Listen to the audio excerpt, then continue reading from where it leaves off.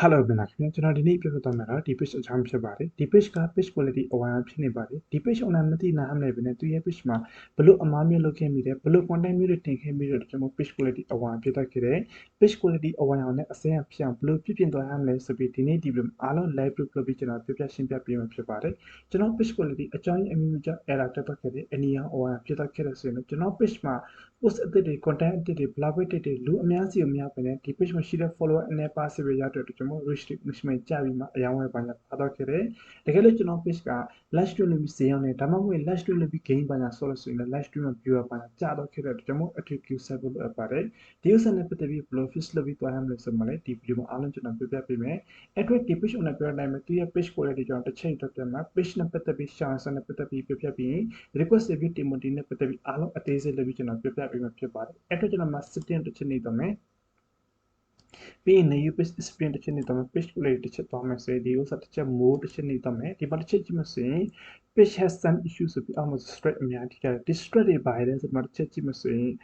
our rule of span ဆိုပြီးထိထားတယ်ဒီ rule of span ဆိုထိရတဲ့အကြောင်းအများကြီးရှိတယ်ဒါပေမဲ့ဒီ page မှာဘာကြောင့် rule of span လာရတာဆိုဒီ page ကျွန်တော်အားလုံးအသေးစိတ်စစ်စစ်ကြည့်တဲ့ချက်မှာတော့ဒီ page owner live stream လုပ်ပြီးသွားတဲ့အခါမှာ live stream မှာကျန်တဲ့စကလမျိုး sales စကလမျိုးတချို့တလေနေရာပါတော့ခဲ့တော့ကျွန်တော် rule of span ဆိုပြီးလာတယ် rule of span ဆိုလာတဲ့အကြောင်းအများကြီးရှိရပါတော့နောက်တစ်ခုအနေနဲ့တော့ဒီ page မှာ screenshot နဲ့ပတ်သက်ပြီးတင်နေဒီ screenshot ဆိုတော့ကျွန်တော်ဒီ page messenger မှာစကားပြောတဲ့ screenshot ဒါမှမဟုတ်အခြားတယောက်ရဲ့ Facebook account ရဲ့ screenshot page ရဲ့ screenshot ဒါရိုက်ရိုက်ပြီးမှ page မှာတင်ပြီးတော့မှဆိုရင် rule of span ဆိုပြီးလာတယ်ဘာကြောင့် screenshot ရိုက်ပြီးတင်ပြီး rule of span လာလဲဆိုပြီးတူတယောက်ရဲ့ privacy ပိုင်းဆိုင်နဲ့ပတ်သက်ပြီးချိုးဖောက်တဲ့အတွက်ကျွန်တော် rule of span ဆိုပြီးလာတဲ့အတွက်ကျွန်တော် error နဲ့ပတ်သက်ပြီးတင်လို့မရဘူးတကယ်လို့ကျွန်တော်တို့ကဒီ balance ဘာညာတင်ချင်တယ်ဒါမှမဟုတ်တူတယောက်ရဲ့ဒီ screenshot ဒါမှမဟုတ် Facebook account screenshot ရိုက်ပြီးတင်ချင်တယ်ဒါပေမဲ့ rule of span မလာအောင်တင်ချင်တယ်ဆိုရင်အဲ့ဒီ screenshot ကိုနည်းနည်းလေး crop လုပ်ပြီးမှအဲ့ဒီ screenshot ပေါ်မှာကျွန်တော်တို့အကြောင်းအရာနဲ့သက်ဆိုင်တဲ့စာသားတစ်ခုရေးထည့်ပြီးမှ page မှာတင်ပြီးသားမယ်ဆိုရင် rule of span က looking နဲ့ပြောမှ edit လုပ်ပြီးတင်ရမယ်ဒါနဲ့ screenshot ရိုက်ပြီးတင်လို့မရပါဘူးဒီ page ကတကယ်ပဲဒီမျိုး screenshot ရိုက်ပြီးတင်ထားလားဆိုတော့အစပတ်သက်ပြီးသူရဲ့ page home မှာတစ်ချက်သွားလိုက်မယ်သူရဲ့ page home ရောက်ပြီဆိုနည်းနည်းအောင်ဆင်းတော့ကြည့်မယ်ဆိုလို့ရှိရင်ဒီမှာဒီမှာတစ်ချက်ကြည့်မယ်ဆိုဒီမှာ Facebook account ရဲ့ screenshot အများကြီးရိုက်ပြီးတင်ထားတယ်ဒီဥစ္စာနဲ့ပတ်သက်ပြီးလုံးဝတင်လို့မရပါဘူးเนาะဒီတူတယောက်ရဲ့ privacy ပိုင်းဆိုင်နဲ့ပတ်သက်ပြီးချိုးဖောက်တယ်ဆိုမှကျွန်တော်တို့ issue rule and span ဆိုပြီးပေးတယ်ဒီဥစ္စာတကယ်လို့တင်ချင်တယ်ဆိုရင်အခုနပြောတဲ့အတိုင်းပဲကျွန်တော်ဒီတက်ပုံဆိုဒီအပေါ်နဲ့ crop လုပ်ပါအောက်က crop လုပ်ပြီးမှဒီမှာဆိုကျွန်တော်တက်ဆန်တဲ့စာသားတစ်ခုရေးထည့်ပြီးတင်တော့မယ်ဆိုရင်တော့ 100% right ဖြစ်တယ်ပေါ့နော်ဒါပေမဲ့ဒီ page ကိုကျွန်တော်အားလုံ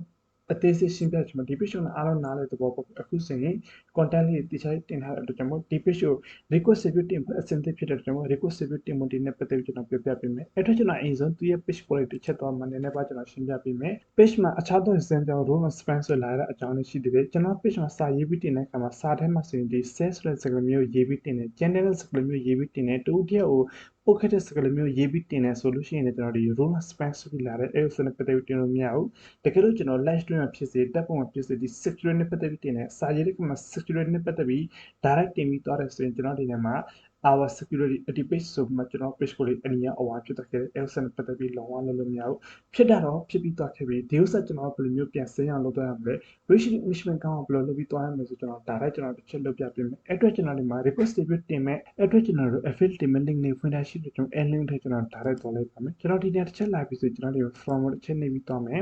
ပြီးလို့ရှိရင်ကျွန်တော်ဒီမှာ corporate affiliate from လို့ရှိရပါကျွန်တော် page မှာဒီလို report လာတဲ့အတွက်ကျွန်တော်ဒီ road on span ဆိုပြီးလာတဲ့အတွက်ကျွန်တော်ဒီ corporate affiliate from နေရာကျွန်တော် submit လုပ်ပြီးသွားမယ်အတွက်ကျွန်တော်ဒီဥစ္စာတစ်ချက်နေပြီးမှကျွန်တော်ဒီမှာဆိုလို့ရှိရင်တော့ဒီ page နာမည်ရေးပြီးထည့်သွားမယ်ကျွန်တော်ဖုန်းနဲ့လည်းအလုပ်လုပ်တော့ရတာပေါ့နော်ကျွန်တော်အရှိဗီဒီယိုမှာဆိုဖုန်းနဲ့ဘယ်လိုလုပ်တော့ရလဲဆိုပြီးအားလုံးကျွန်တော်ပြောပြထားတယ်ဗီဒီယိုနဲ့ပတ်သက်ပြီးကျွန်တော်တင်ပေးထားတာပေါ့နော်ပြီးလို့ရှိရင်ကျွန်တော်နေရာတစ်ချက် page လို့ထည့်မယ်နောက်တစ်ခုကျတော့ကျွန်တော်ဒီလက်ရှိသုံးနေတဲ့ email ကျွန်တော်တစ်ခုထည့်သွားရမယ်ပြီးလို့ရှိရင်ကျွန်တော်ဒီ set တစ်ချက်နေပြီးမှကျွန်တော်ဒီမှာဆိုရင် page ရဲ့ URL link ထည့်သွားမယ်အတွက်ကျွန်တော်ဒီ page ရဲ့ URL link တစ်ချက် copy ကူးမယ်ကျွန်တော်ဒီမှာတစ်ချက် link တစ်ချက် page လို့ထည့်လိုက်မယ်ပြီးလို့ရှိရင်ကျွန်တော်ဒီမှာဆိုရင်တော့ဒီ page နဲ့ပတ်သက်ပြီး affiliate မှာစာသားရေးပြီးထည့်သွားမယ်ကျွန်တော် page ကဘာကြောင့်ဒီလိုမျိုး strike လာတယ်ဘာကြောင့် rule span ဆိုပြီးလာတဲ့အကြောင်းကိုပတ်သက်ပြီးတရားလေး explain လုပ်ပြီးစာရေးပြီးသွားမယ်အတွက်ကျွန်တော်ဒီဘက်မှာဆိုရင်အားလုံးရေးပြီးအစင်ထားတာရှိတော့ကျွန်တော်ဒီစာသားလေးကျွန်တော်တစ်ချက် copy ပြီးသွားလိုက်ပါမယ်ကျွန်တော်ဒီမှာဆိုရင် page ရဲ့ URL link ပါညာအားလုံးထည့်ထားတဲ့အတွက်ကျွန်တော်ဒီစာတစ်ချက် copy ပြီးမယ်ပြီးလို့ရှိရင်ကျွန်တော်ဒီနေ့တစ်ချက် page လုပ်ပြီးမှ ကျွန်တော် page လုပ်ပြီးတော့ခဲ့ပြီဆိုရင်ကျွန်တော်ဒီအောက်မှာ page quality အဝိုင်းဖြစ်တဲ့ screenshot ထည့်သွားမယ်လို့ကျွန်တော်အဲ့ဒီ screenshot ကျွန်တော်တစ်ချက်တော့ဆွဲလိုက်ပါမယ်ကျွန်တော် screenshot ဆွဲလို့ပြီးတော့ခဲ့ပြီဆိုရင်ကျွန်တော်ဒီ user တစ်ချက်နေပြီးမှကျွန်တော်ခုန screenshot ယူလိုက်ပါမယ်ဒီ screenshot ဖြစ်တဲ့ကျွန်တော် open တစ်ချက်နေလိုက်မယ်ဆိုရင်ကျွန်တော်ဒီမှာ screenshot loading ဖြစ်ပြီးထည့်လို့ပြီးတော့ခဲ့ပြီဆိုရင်ကျွန်တော်ဒီ user တစ်ချက်နေပြီးမှကျွန်တော်ဒီအောက်မှာဆိုလို့ရှိရင်တော့မြင်အောင်ဆိုတစ်ချက်ရေးထည့်ပြီးမှကျွန်တော်ဒီကလည်း assign ဆိုတာပို့လိုက်ပါမယ်ကျွန်တော် case မှာဒီပုံစံပေါ်လာခဲ့ပြီဆိုရင် I am not robot ကျွန်တော်တစ်ချက် click နေပြီးမှအောက်ကပြန်မှာ submit ဆိုပြီးနေပြီးတော့မယ်ဒီလိုနေပြီးတော့ဆိုရင်ဒါ Facebook team review 100% ရောက်တော့ခဲ့ပြီကျွန်တော်ဒီမှာခဏစောင့်မယ် routine နဲ့ဖြစ်နေပါတော့Okay,ကျွန်တော်တို့ချက်ချင်း from 7 successfully ဆိုကျွန်တော် process 100%အောင်မြင်သွားခဲ့တဲ့အတွက်ကြောင့် data တစ်ချက် okay နေမှာနောက်တစ်တနည်းကျွန်တော် request ပြီးတော့ပြီးတင်ရပါအဲ့တော့ကျွန်တော် link ဖွင့်လိုက် share တဲ့ကျွန်တော် အဲ့ link ထည့်ပြီးကျွန်တော် direct သွားလိုက်ပါမယ်ပြီးလို့ရှိရင်တော့ကျွန်တော်ဒီမှာဆိုရင် page URL link ထည့်သွားမယ့်အတွက်ကြောင့်ဒီ page URL link ပဲပြန် copy လုပ်လိုက်မယ်ပြီးလို့ရှိရင်ဒီအပေါ်ဆုံးတော့တစ်ချက် page လို့ထည့်ပြီးမှဒီမှာဆိုရင် request ပြီးတင်ရမှာစာသားပေါ့နော်အဲ့အတွက်ကျွန်တော်ပထမတော့တင်တဲ့ဒီစာသားဖြစ်တယ်ဒုတိယတစ်ခေါက်မှာတော့ဒီစာသားလေး copy ကူးပြီးထည့်တော့ရပါမယ် Okay ထည့်ပြီးဆိုရင်ကျွန်တော်ဒီထဲမှာအခုနတိုင်းပဲ screenshot တစ်ချက်ပြန်ထည့်မယ်ကျွန်တော်ဒီမှာအားလုံးထည့်လို့ပြီးတော့ခဲ့ပြီဆိုရင်ကျွန်တော်ဒီကနေ့ send ဆိုတာနေပြီးတော့လိုက်ပါမယ်ကျွန်တော်ဒီမှာခဏစောင့်မယ်ဒီမှာဆိုရင် from service successfully ဆိုကျွန်တော်စာ request service တင်တာဆိုလုံးဝအောင်မြင်တော့ခဲ့တဲ့အတွက်ကျွန်တော်ဒီ user တစ်ချက် okay နေလိုက် okay နေလိုက်ပြီဆိုကျွန်တော်ဒီပုံစံပေါ်လာမယ်ဒီပုံစံပေါ်လာခဲ့ပြီဆိုကျွန်တော်နည်းနည်းလေးအောက်ဆင်းတော့မှကျွန်တော်ဒီမှာဆို visit business health center ရှိရကျွန်တော်ဒီ Facebook တင်လိုက်ချက်ထည့်လို့ရတယ်ဒါပေမဲ့ကျွန်တော် page quality အနည်းအဝါဖြစ်တော့ခဲ့တဲ့ဥစ္စာ Facebook တင်လိုက်ချက်ထည့်တော့အလာကတက်ဖြစ်တဲ့ Facebook တင်လိုက်ချက်ထည့်တော့လို့ရှိရင်တို့ဒီ community standard violation နဲ့ပတ်သက်ပြီးအပြည့်စုံစာဖတ်ခိုင်းတယ်အဲ့ဒါပဲဖတ်ခိုင်းတဲ့အတွက်ကြောင့်မို့ကျွန်တော်အဲ့ဥစ္စာနဲ့ပတ်သက်ပြီး teacher လေးဖတ်ပြီးမှနားလဲသဘောပေါက်မှကျွန်တော်ဒီပေါ်စာတိုင်း teacher လေး page ကို set up လုပ်ပြီး request ပြီးတင်ပြီးတော့လို့ဆိုရင်တိတ်မကြခင်ဒီ page ကပြန်ပြီး send တော့ခင်မယ်ဒီ page ကပြန် send တော့ခဲ့ပြီဆိုရင်ကျွန်တော်ရဲ့ page ကျွန်တော် channel မှာ screenshot လေးနဲ့ live လုပ်ပြီးကျွန်တော်တင်ပေးမယ်အားလုံးကျွန်တော်ကျေးဇူးတင်ပါတယ်တကယ်လို့လူကြီးခွင့်တွေ page မှာဖြစ်စီ ad account ဖြစ်စီ issue တစ်ခုကြုံတွေ့လာခဲ့ရင်တော့အပေါ် Viber နဲ့တစ်ဆင့် contact လုပ်မှမြင်မြင်နိုင်ပါတယ်အားလုံးကျွန်တော်ကျေးဇူးတင်ပါတယ်